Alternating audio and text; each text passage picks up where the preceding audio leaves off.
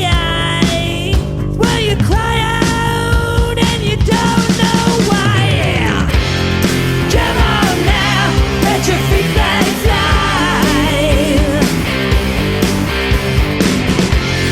Come on now, let's go for a ride. Come on now, let your feet fly. Oh, let it fly. Come on, come on. We're live on the red couch. Hey everybody, There's Ash Wednesday. Ash Wednesday with the red jacket on the red couch. That's right. Izzy, Dakota Jones, and Sean Jones. Sean Sean Jones, aka Sean Dave Grave, that's my name. See Dave Grave? Yes, aka Tattoo Sean.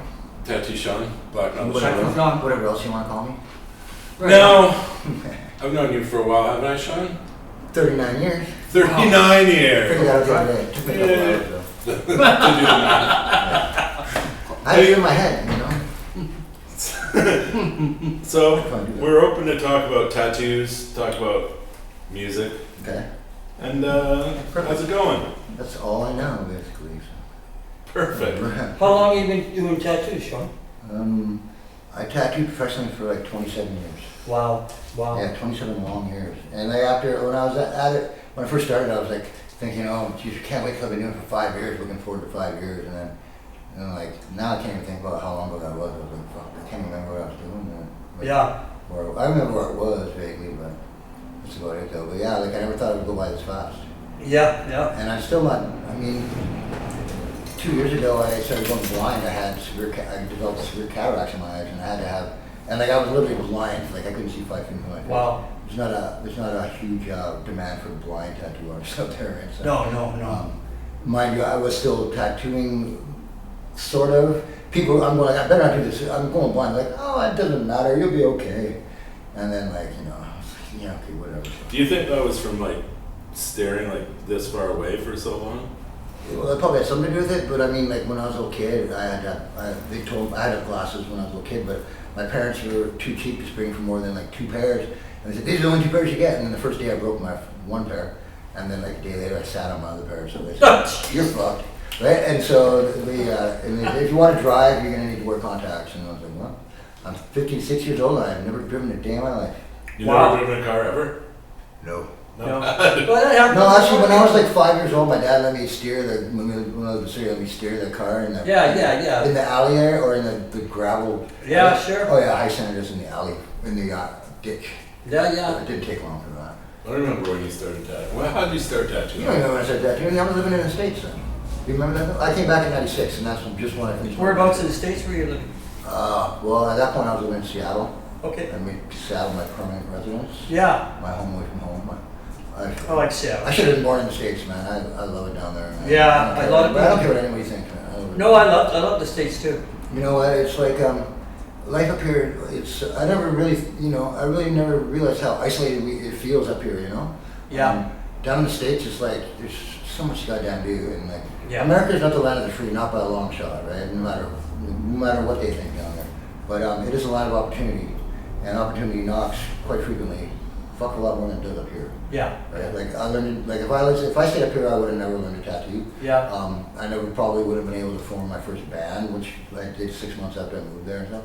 I tried for a while here, but most people I knew didn't know how to play instruments. Yeah. I like Seattle. Seattle's quite a music town, that's for There's sure. a lot of good energy there. Yeah, there is. Not only is the city planned out on the ley lines. The Freemasons designed the layout of the city, so it's all on ley lines, and the ley lines are bands of energy that encompass the earth. Yeah. Where they intersect are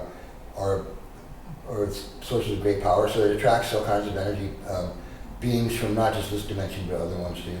Crab Park is actually an intersection of a ley line, and a lot of crazy shit went down there when I lived there. That's for sure. You hear mimics all the time. You hear people calling their name and stuff, and it's like you can see the person over there, but they're calling from over here. You know, and your dog's even barking over underneath the pier and shit. And like, what the fuck? Someone's walked his dog like over on the beach and shit, right? Oh, somebody told me that they hear people yelling from the ships. Yeah. Well, you know what? Like my tent was in the middle of the park, where everyone was camped, and like during the day it was pretty level. But at a certain part of the night, at about like from 3 or 4 in the morning, the corner of my tent would be about at least 6 inches to a foot lower than the other corner. Oh wow. And like, yeah, because I was told, and it's not that far of a stretch though, but I was told there's like gates in there that they open and close for water, to flood it for water or whatever. But supposedly the human traffickers are going in there and all the drugs that are shoved in there and stuff. But it was funny because there's like a little dock. You can see the pier, you can see the port of Vancouver, Yeah. Dubai, aka Vancouver. Yeah. And there was a little dock right by the beach, by the tent city, and there was a boat there that would always cruise out at like certain time of night, same time of night, and they'd go out. It was a fishing boat, but it wasn't more than like 50 feet long, so it wasn't that big. But it would go out every night at the same time and come back half an hour later. Very suspicious. Right. And it's one of those things. It's like when the Appalachians, it's like if you think you heard something, you didn't, right? It's kind of like crap park too. You think you heard something, you didn't, because you can't rationalize it, right? Yeah. Being an intersection of the ley line, it attracts beings of all kinds of dimensions, and so there's things you can't even see down there, right? So you can't try to make sense of it. So I was telling people, if you hear something weird or something's confusing to you, just let it be. Yeah. You know what I mean? Well, it's confusing enough. So what bands did you start down there in Seattle? 91, I started my first band called Inhumane.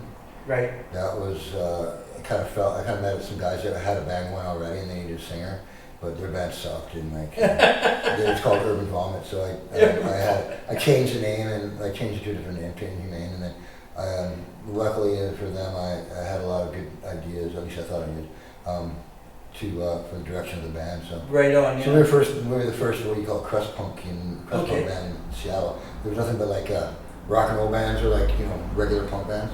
Crust punk wasn't something that other than just people patting on the streets.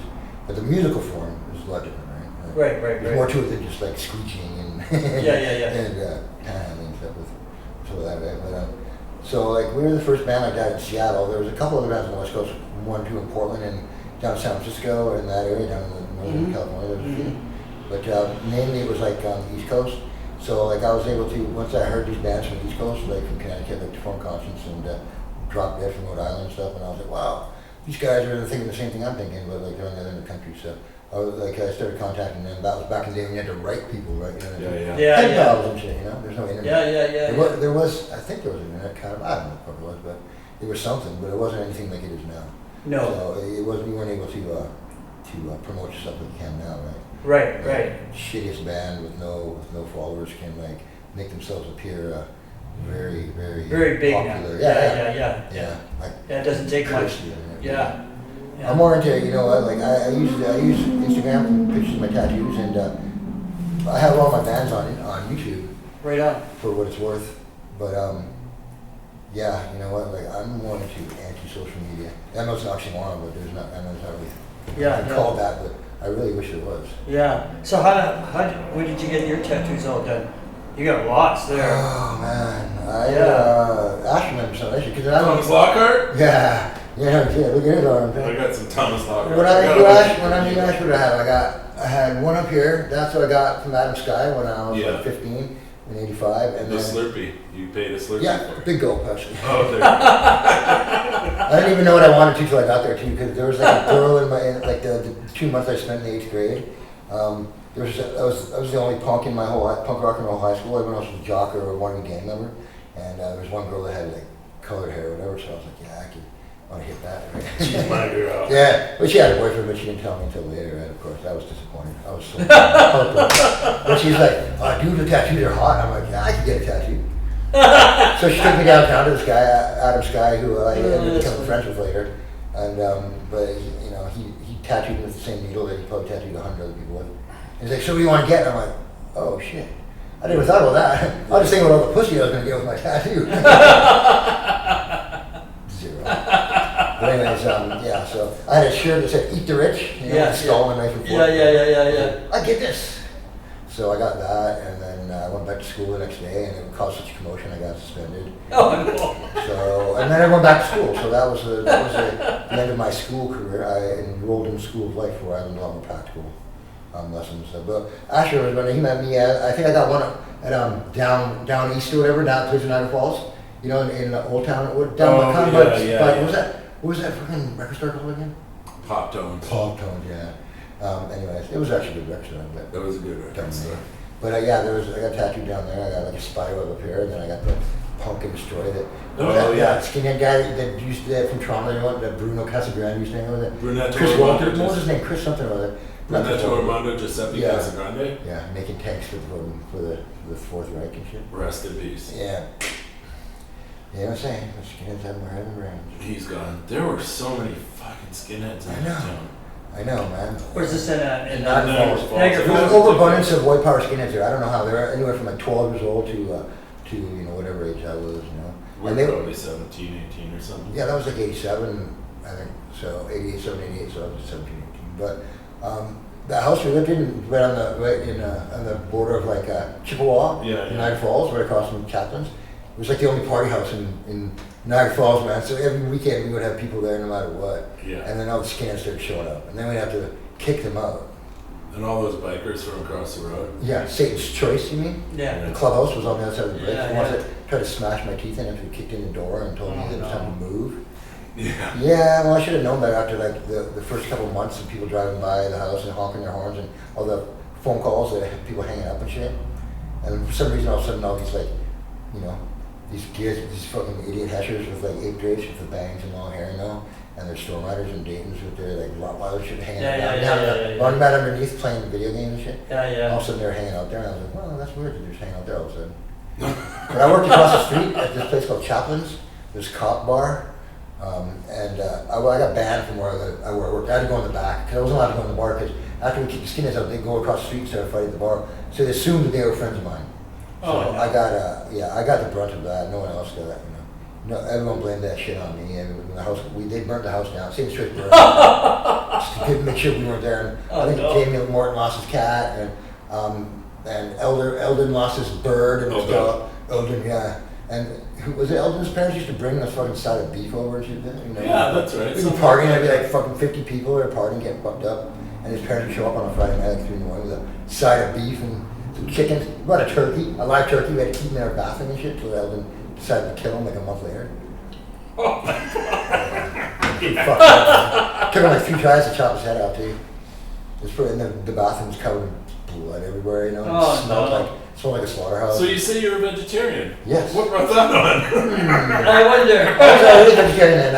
I stopped eating meat in 1985 when I was a youngin'. When I used to go to Lethbridge in the summertime. My parents would ship me out to Lethbridge because they didn't want me around for the summer because that meant me being around too much and they hated my guts. So they wanted me out of there. So I would stay with my uncle in Lethbridge.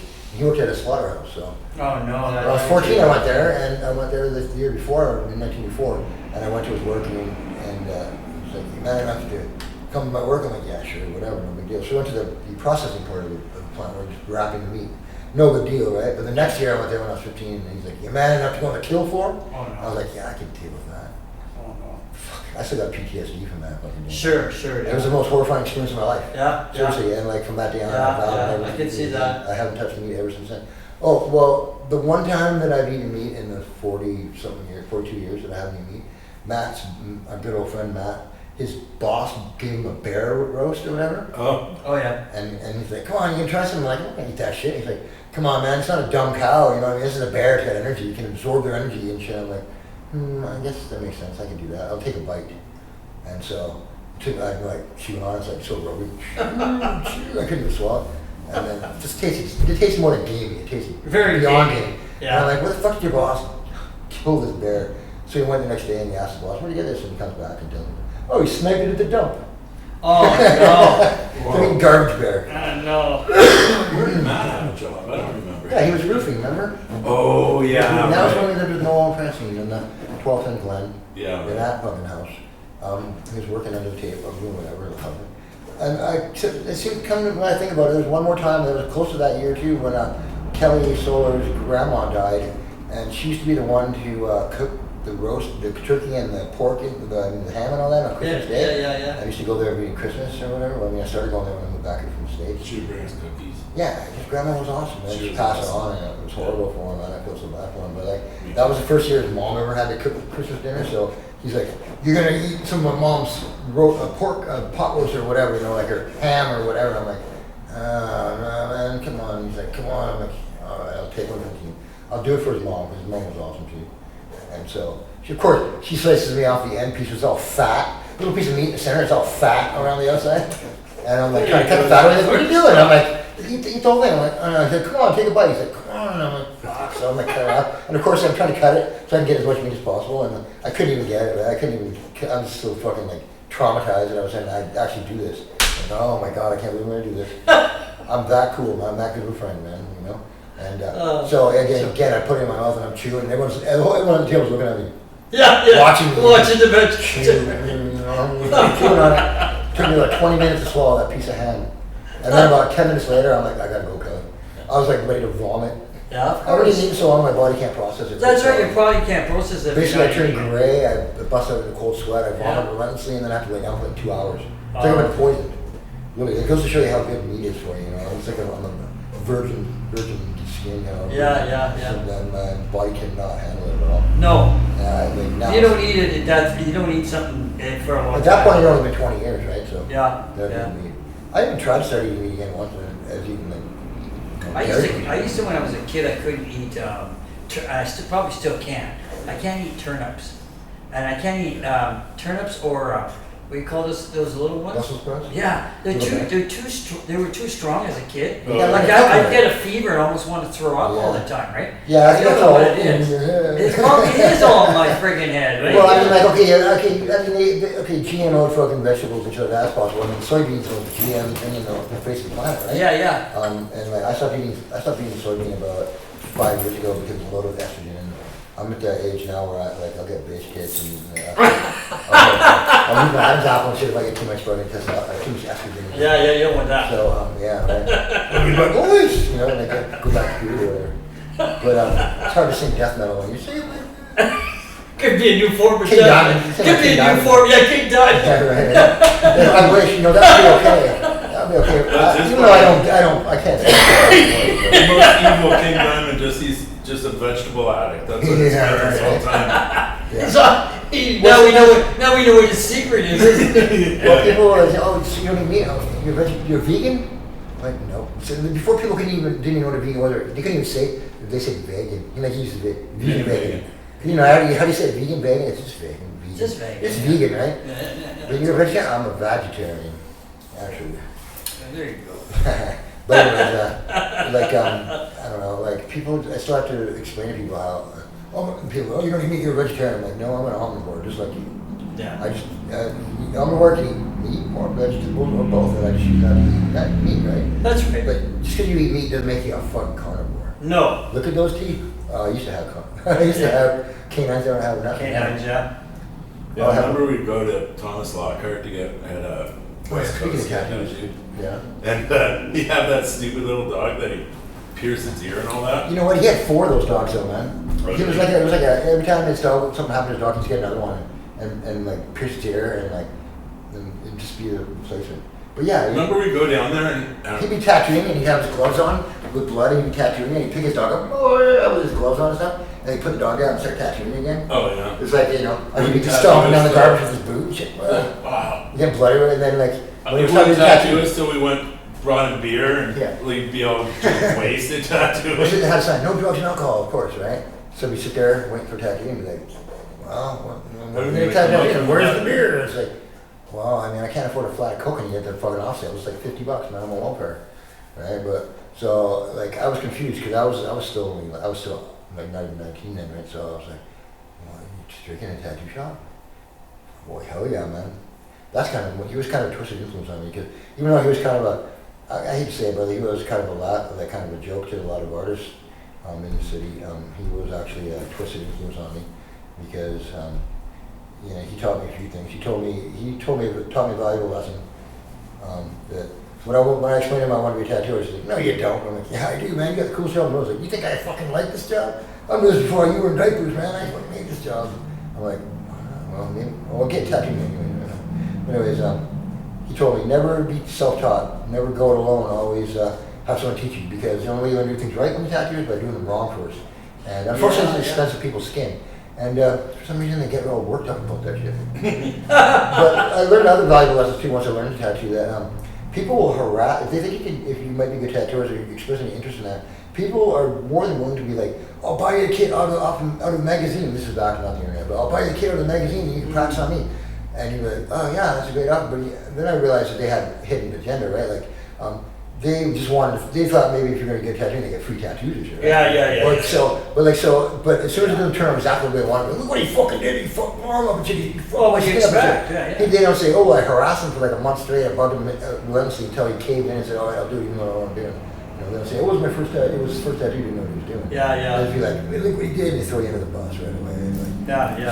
So I waited 11 years before I learned how to tattoo. I could have taken the easy way out many times, but I'm glad I didn't. That's good.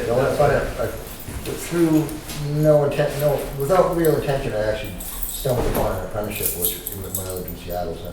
So a buddy of mine, Eric Greenwald, introduced me to this guy, Tony Callan, who moved from Everett, Washington to Seattle, because he had to move from Everett because he spelled it, he did a cop's name across his stomach and he spelled his name wrong, his wife's name wrong. Whoa. So then so he had to move out of the city of Everett because they were harassing, they were stalking him and following him and like that. And they were like relentlessly taking him and like that sucks. That sucks. He moved to Seattle, yeah. So he was opening up a tattoo shop and he had an apprentice at the time, but his apprentice Paco was more into saying he was a tattoo apprentice and not being one. So Tony knew I had to have a job. So my band had to come back and tour our first tour of the States, right? So it's the end of summer, so I really didn't have anything to do but wait till someone offered to get me drunk, and which happened pretty much every day. But he would call and say, hey, I need you to go make some photocopies of Kinko's and blah blah blah, like this and that, right? And I'd go do it and stuff, and then he said, I'll tattoo you for it and stuff. So I'm like, okay, that's cool. I just wasn't thinking about getting free tattoos. I wasn't even thinking about it. So when he opened the shop, I painted a sign for him, helped him renovate the shop and shit.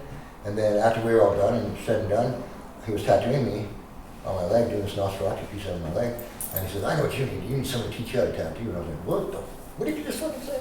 Yeah, right. Did I just hear that right? Because I wasn't respecting it, right? Speaking of terrible tattoos, remember we were in Seattle and I got that on there? That is the most infected thing ever. It was like this big and it's swollen and scabbed. Yeah, but see, hey everybody, Sean did that.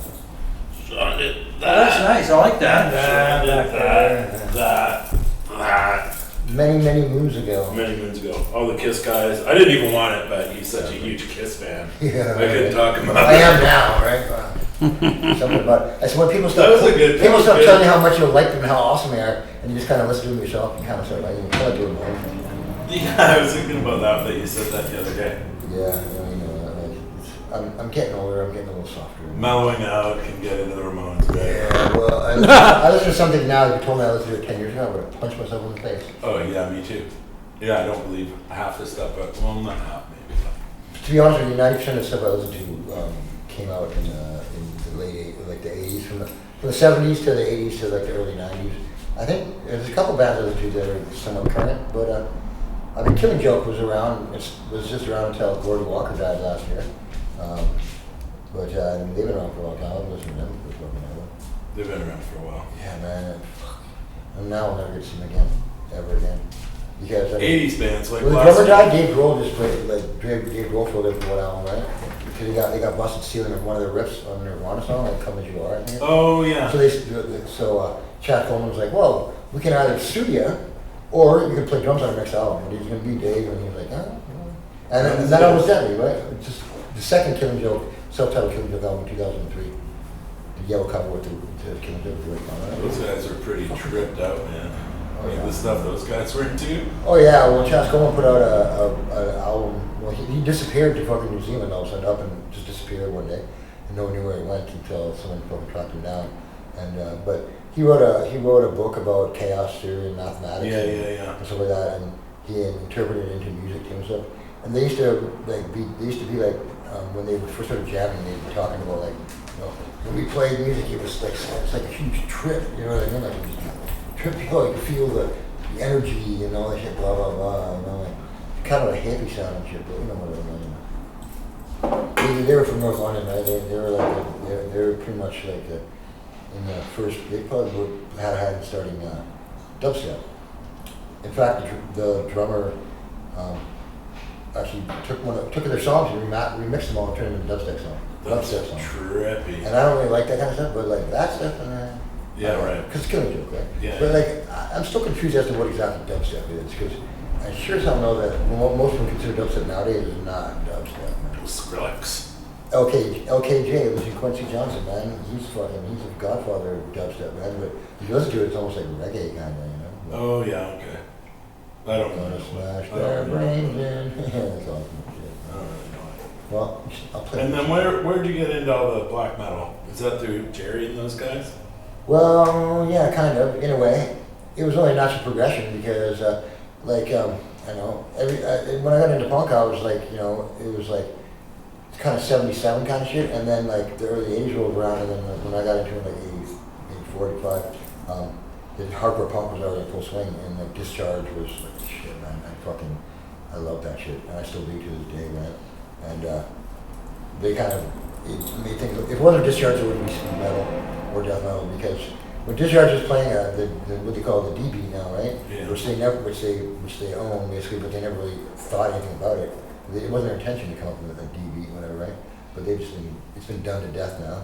But anyways, when they were playing that beat, most metal bands were still apart in their hair in the middle, still wearing bell bottoms. Yeah. Whoa, peace, man. You know? Yeah. Like Hawkwind and shit like that, right? I mean, Lemmy was in Hawkwind for a while, but I mean, he got kicked out. They couldn't hang with his shit, you know what I mean? They're all at acid, and he was in the street.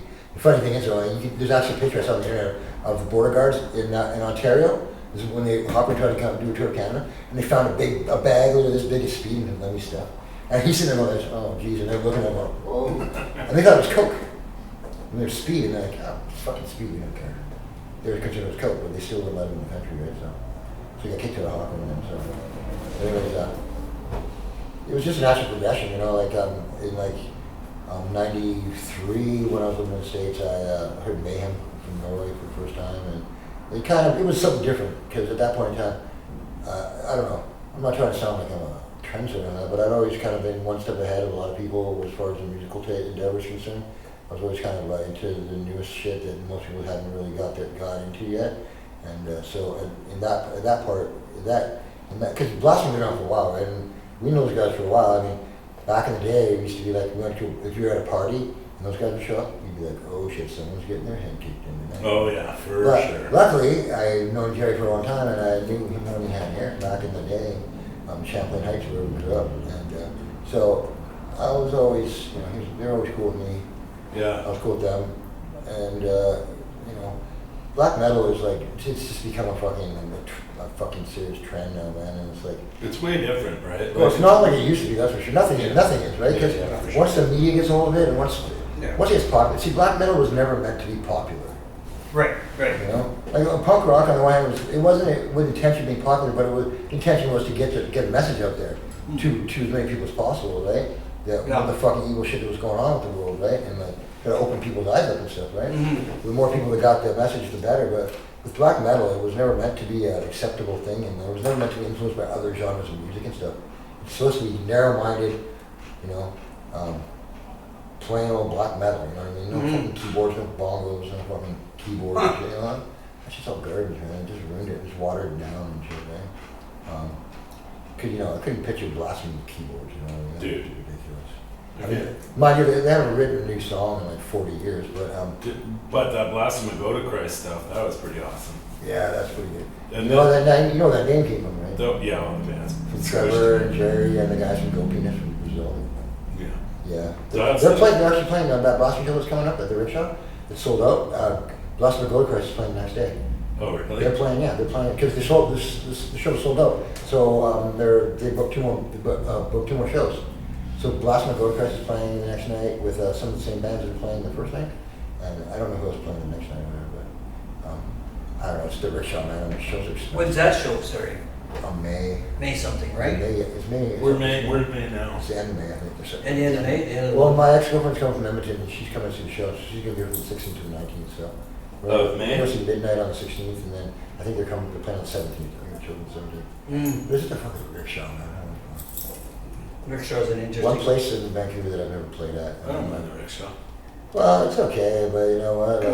Neighborhood's kind of messed up, that's for sure. There's a right across the street from there at the Walton Hotel. Yeah. After I left Crab Park, the Carnegie Outreach people got me into the Walton across the street. So I just sit there and go, I haven't seen live music in a while, and I've been wanting to go all over across. And the Savoy pub that's right there too. They used to have gigs there too back in the day. Yes, yeah, back in the day. Way back in the day. Yeah, There's a lot more, just like down the street where the Inside is used to be the Slaughter Buddha. Yeah. That was there for the longest time. I mean, it was there up until a few years ago, right? Yeah, that's right, that's right. And then like, Club Soda on Homer Street. Yeah. There was John Barley's, there was the Edge. That's right. There's a lot of clubs, and there's a lot of places in Vancouver to play now. That Well, club they started never- a raging punk scene, man. In the 80s, it was really, Yes, it was, It died of the quickness, right? Yeah.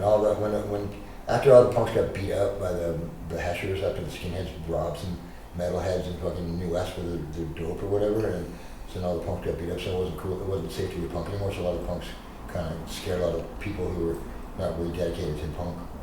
Scared them away, so got rid of the fucking It was fun. It was good in the early 80s. Oh yeah, punk stuck in the 80s, man. Yeah, do you remember the Viking Club down here on Hastings?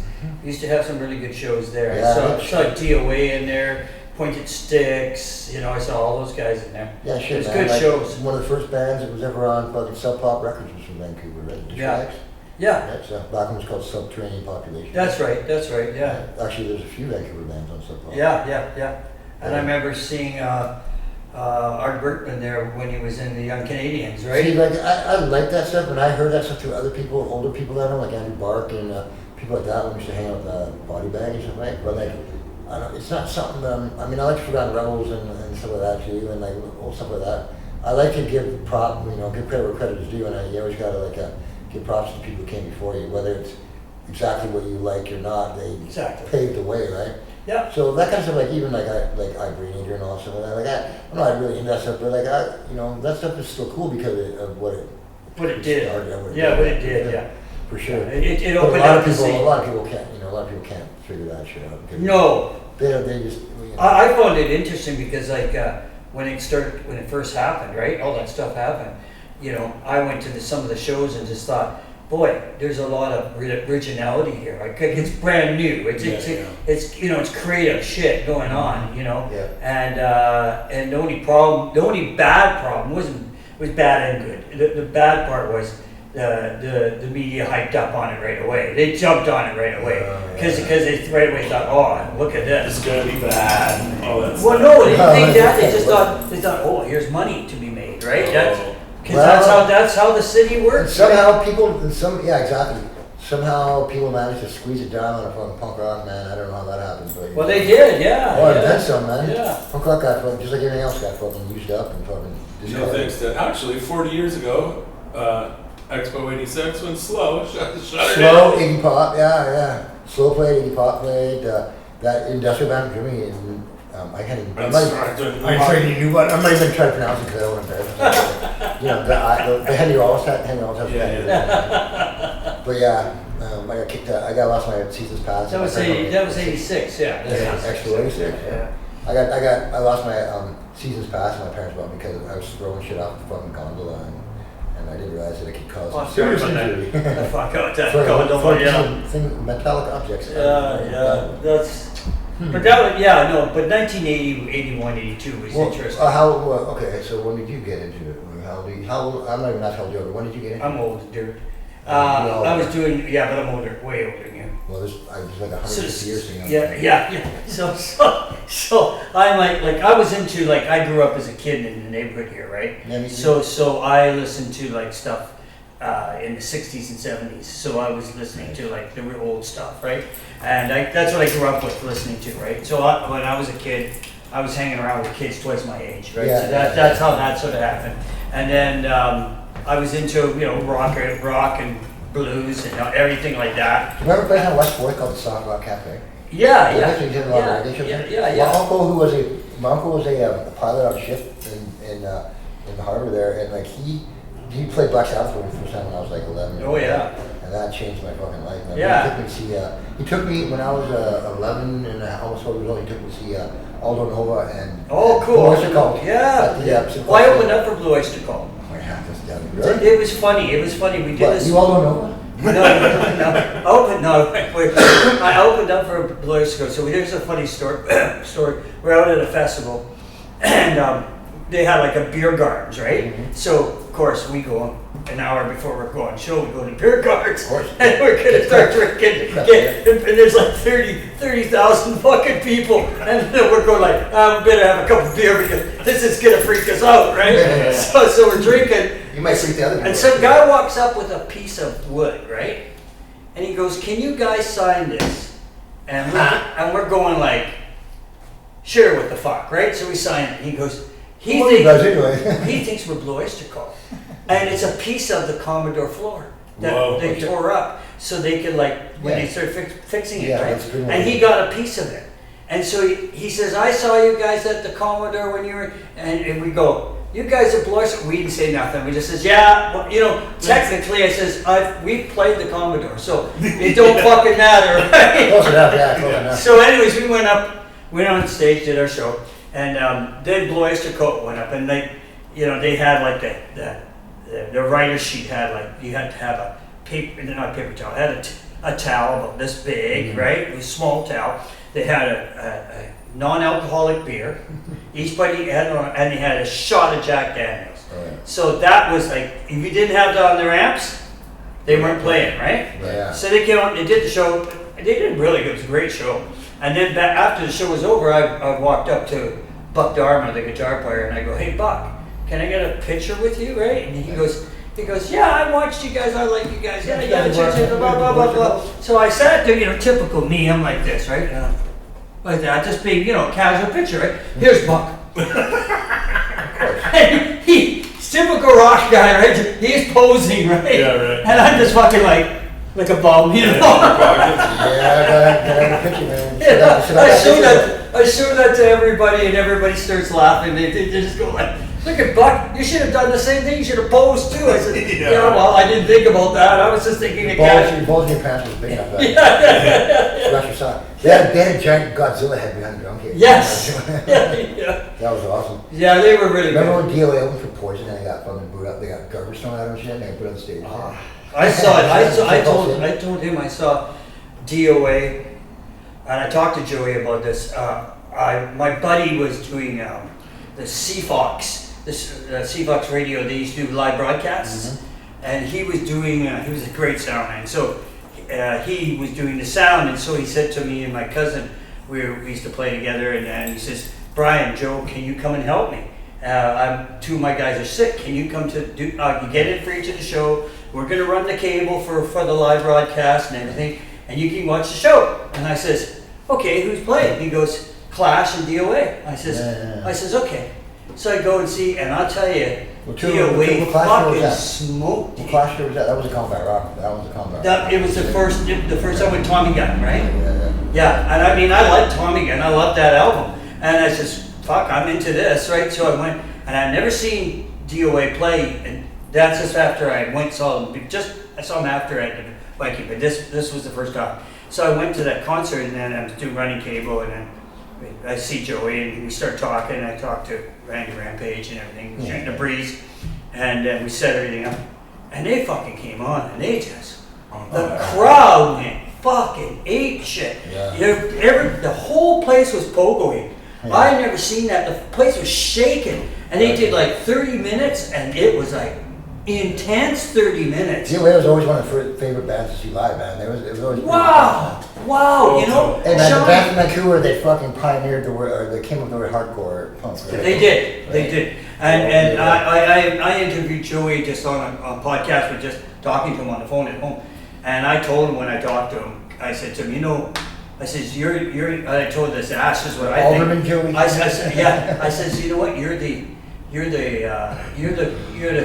grandfather of Canadian punk. I says, you gotta be, because you play everywhere, all over the goddamn world, and everybody knows who the fuck you are. They were the first, not only the first punk band, but the first band from the West to ever play behind the Iron Curtain. Yeah. I asked him how he got those gigs. He goes, "Oh fuck, he went by fluke." He says, "I get all these gigs by fucking fluke, Joe." Right. Yeah. Well, to this day. Yeah, I mean, I don't know. Like again, there was a certain point where I was like, "Oh, DOA, they're old, and I'm moving on." Yeah. But still, though, I still listen to. So, but what I listen to hardcore. When I watched that show, I asked him in the interview. I was telling Ash, I asked him. I said, "So, how did you get the gig for the Clash? She says, well, we were in Calgary playing a gig in Calgary, and my manager called me and says, you want to open up for the Clash? And he goes, how much? He says, $50, that's all you're going to make. He goes, we're coming back. Yeah, back in the day, $50. Hey man, that's how much I made in the 90s and shit. $50. Back in the 70s. He said, I don't care. I just want to come up there and fucking play. Yeah. I said, you guys smoked the Clash that night. Oh, yeah, I said, fuck. Which building was it? The Coliseum? Gardens. Oh, No. the Gardens. Beautiful fucking venue for concerts. Yeah. Any show. Whatever kind of music you like, the Gardens had the best stage. You could sit at the back of the Gardens and it sound fucking wicked, and you could see still good because it's not big, right? Yeah. And it maybe seats maybe 1,000 people, 1,500 or something Yeah, like yeah, that, yeah. 2,000 maybe full. And I was like, I love that venue. I go see shows, any kind of show. Back in the day when things like that would happen, man, things like that, cool shit like that never happens anymore. I Yeah. remember when Ozzy and the Blizzard of Oster and Motorhead opened up them at the Kerrisdale Arena. Yeah. Fucking Kerrisdale Arena. Great place too. Yeah. I mean, come on, man. That was like. I saw Frank Zappa there. Frank Zappa and the Mothers of Invention there. Nice. They were fucking brilliant. They were fun. And guess who opened up for them? Deal, eh? No, you wish. Hey, Tiny Tim, remember that weird Oh guy? my God. No, and they were booing him. They were booing him, right? I'm sure they booed him the whole tour. They man. booed the whole fucking show and fucking. That was you a know, weird ass creep, man. And a weirdo, but then like he was nobody then, right? Just maybe popular like in the hippie movement, right? Yeah, sure. And then next thing you know, he's on Johnny Carson. Yeah. He's fucking huge as fucking Yeah. could be, right? Tiptoeing through the tulips. Yeah, made Yeah. lots of money, I'm man. sure he did. Yeah, I think he made more money than Frank Zappa did. You know? Yeah, Frank Zappa it seemed like he was never really in one of those money making kind of. No. Well, back then, and I know somebody. Frank? I know a few people like Frank Zappa too. Yeah. I don't like him, but I don't hate him. No, I hear you. You know what That he. Shake Your Booty was awesome. You That know was what I super like cool. about him? He's what you're saying. We're talking about music. Like he's a breakthrough type guy. He played by his own rules. Yeah, That's Exactly. a really good player. And Yeah. anybody that did that, no matter who they are, what genre of music they are, you know what? I got respect for that. Right? Yeah, that I do too. Paving your own way, or making a path for others to follow. You know what I mean? Like, and you probably never. I mean, to this day, I mean, like people, and you recognize that one. We recognize that, but a lot of people probably don't even give it a second thought. You know what I mean? Yeah. Where shit comes from. Like, Yeah. you know, if it wasn't for certain bands, what do you mean? Like the black metal that everyone likes now. You know what I mean? Like, and then these bands weren't even black metal. You know what I mean? Like, I think No. people forget about Coven and shit like that, right? They think Black Sabbath was the first like heavy metal band that first somebody was saying that Black Sabbath didn't even have anything to do with the devil. You know, that was a record company that you put the black upside down Yes, cross on. yes. They weren't about Satan at all, man. But Coven definitely was, and Black Widow from England, they were Yeah. as well too. They both those bands did like satanic rituals on stage, right? Yeah. Black Sabbath never did that shit. At all. No, Black Sabbath just had dark tones to their But songs. yeah, And it was very blues. ominous. Yeah. It was blues to start with, but It was fucking deadly too. it was great. It was Black great. Sabbath is what basically was my gateway drug. Yeah. Because at that point I was like listening to LG73 on my clock radio when I was like 10. And then my uncle played Black Sabbath for me. Sabbath, Bloody Sabbath, I think it was the album they played for me. He made me a mixtape, and I fucking rocked that thing every My day. keyboard player in my Every day. band was telling me the last rehearsal, he was in Hawaii with his wife, right? And they're in Honolulu, and they were at this resort, and he saw this. You'll get a kick out of this. He saw this lady playing with her 2 kids, and this guy with really long hair and makeup, sitting drinking, and he just found it odd, right? Like, what's this scene going on here? So he goes over to the waiter. He goes, I don't want to infringe, but who the hell is that? And he goes, that's Ozzy. And he goes, that's Sharon over there. And he goes, oh fuck. Sharon Osbourne, the fucking big Trump supporter. Yeah. Oh, yeah. She's another fucking, whatever, like, what's his name? The guy that came up with, the vice president that came up with the idea of global warming. What was his wife's name? Tipper Gore. Yeah. Oh, Tipper Sharon Gore. Gore, Sharon Osbourne's another fucking succubus in disguise, man. She's all over that shit now, right? Yeah. But, I like but you know, yeah, I mean, like, if it wasn't for Sharon, Ozzy probably wouldn't have gotten as far as he did. Yeah. She kept him focused at least. Well, she had to, because he was. She had to because she owns the right to the name Black Sabbath, and she owns the rights to every single song he's ever written. You know, fucking she make bank till the next millennium. Oh yeah, And then some. yeah. But But there's, like we're saying, there's a lot of, out of that came a lot of really good players and musicians too, you know. Well, that's what I would say, if I had to say that, that's what got me into listening to, I guess, extreme music. Black Sabbath was like the first band I ever looked at, right? But then man, even that Saints album, Stranded, came out in '77, and I was only 7 years old then, man. I listened to that album, and I'm like, fuck, this album rocks still to this day. I listened to it the other day, going, fuck, man, this fucking album's awesome. Yeah, thanks to Andrew Bark for that one for me anyway. Yeah, exactly, right? And I don't know why more bands haven't done I don't know why there isn't a Saints fucking tribute album, and I don't know why a lot of bands haven't covered their song. I would do a cover of Stranded or something like that. Anyone else owns that album, it's fucking worth doing. Andrew Bark was a lot of things, but he also had a lot of cool music. Yeah. Yeah, he was. He was a lot of R.I.P., you know what I mean? Like, hey, now, you know, things, after all said and done, you know what I mean? Fucking cheers to Andrew Bark. No, for real. He was a good guy in some respects.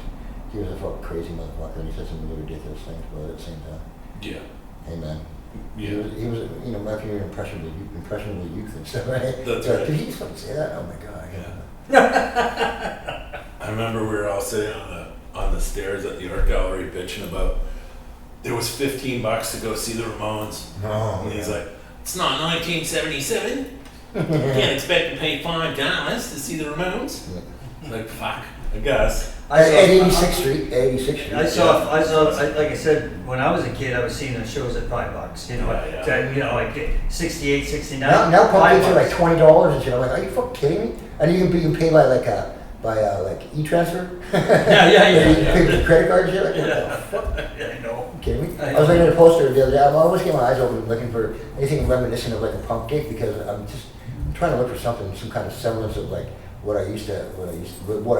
Yeah. And I've tried, and even the posters for punk gigs nowadays aren't even remotely the same. And back when you have to cut things out and glue it with your glue stick and shit, and make your own posters.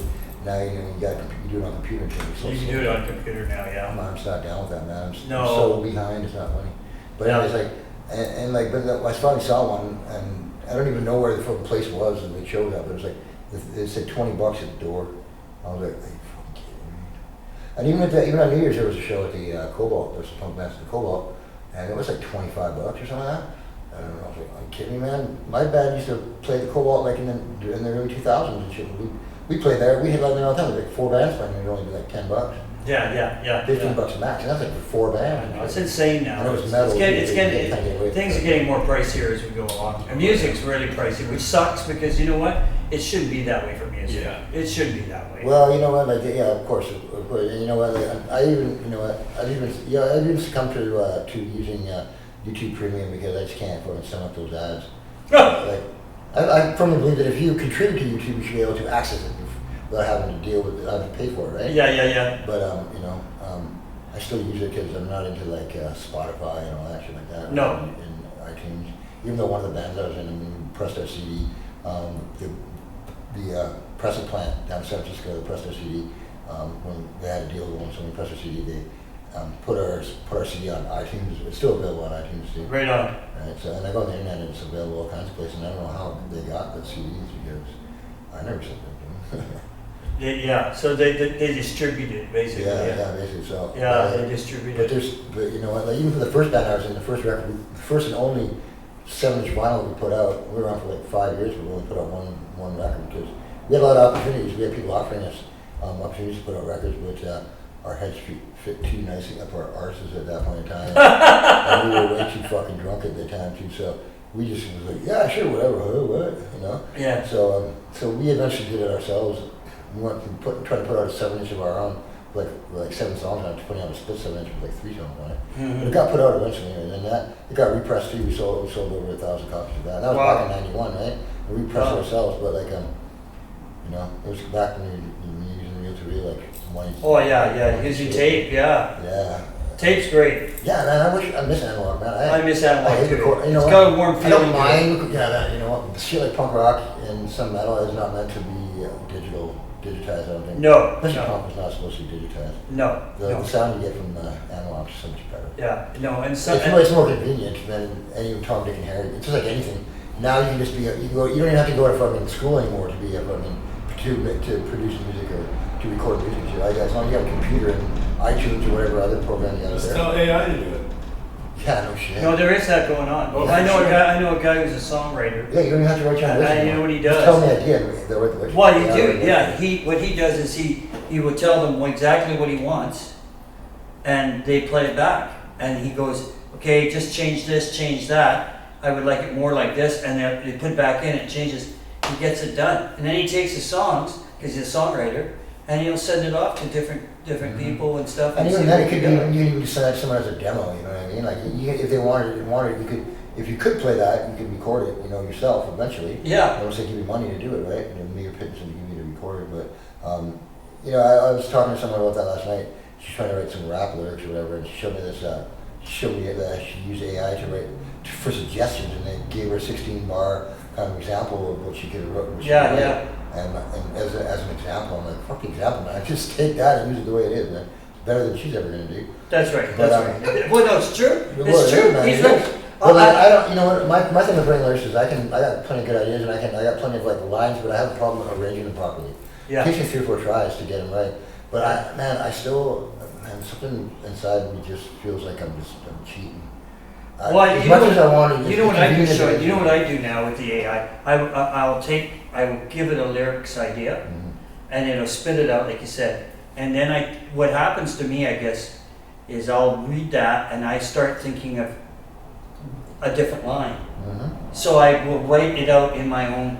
I'll take the frame of it, We but I don't paraphrase it or rewrite Yeah, it. you got it. Yeah, because I don't like what I'm reading. It doesn't feel like it's what I would say. I don't know about you, man, but writing lyrics is extremely difficult. Oh, it's tough. Because as soon as it sounds like something that's been done before, I scrap it. Yeah. And everything sounds like, it's hard not to subconsciously be influenced by something you've heard before. Yeah. And you may not even realize it until, I couldn't with these great lyrics, and you read them to someone, they're like, yeah, you know who that is. Right? Oh yeah.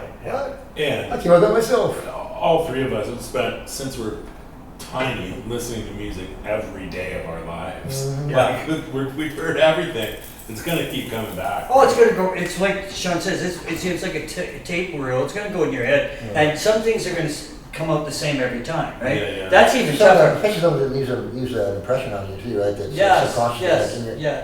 you know. And you don't realize that until you. And I have until you do it. repetitive thought process in my head where like things just go and just loop in my head. Like I can't stop thinking about them, right? No matter what it is, just random things like songs and other thoughts. And like when I go to sleep, I'll eventually go to sleep when I do sleep. And maybe I'll dream, but as soon as I wake up, as soon as my eyes, the shit's going around in my head. And it's in the background playing the whole time. Yeah. Right. So when something vaguely familiar comes around, like I have to think, Kind of latch did I come up with that, or did someone else come up with that? Yeah, I was yeah. thinking I did. Yeah. Yeah, that's what I do with the AI. So it's I don't exactly take the same thing because I've tried that, and then when I read it back when I'm singing the song, I'm going, It's not fuck, you, right? that's- It's pretty sad when the artificial doesn't intelligence fit. is actually better than actual intelligence. Well, yeah. Yeah, right. Yeah, well, it's You know what? Fuck the modern world, man. I hate this world we live in now, man. I want it to blow up, man. I fucking can't stand it. I hate what the world is becoming. I never wanted to live this long. I never thought I'd see the day when like things would become boring and like monotonous and like no longer hold any kind of allure anymore. You know what I mean? I still get excited about things, but it's hard. I got to really psych myself up to it about it, right? Because it's been done a million times before, and now it just seems like it's been done a gazillion times before. Right? On that note, we're gonna let you go. That's really good. That's a good note to end on. That's pretty damn good, Sean. Yeah. We'll be back to do this exact same show a fucking million times. We're gonna come back and bring Sean again. And it's gonna be like Groundhog Day. All right. I was born in February. That's fucking awesome. That was good, Thank you, Sean. guys. Peace out. Yeah, we love each and every one of you. I'm coming home, buddy.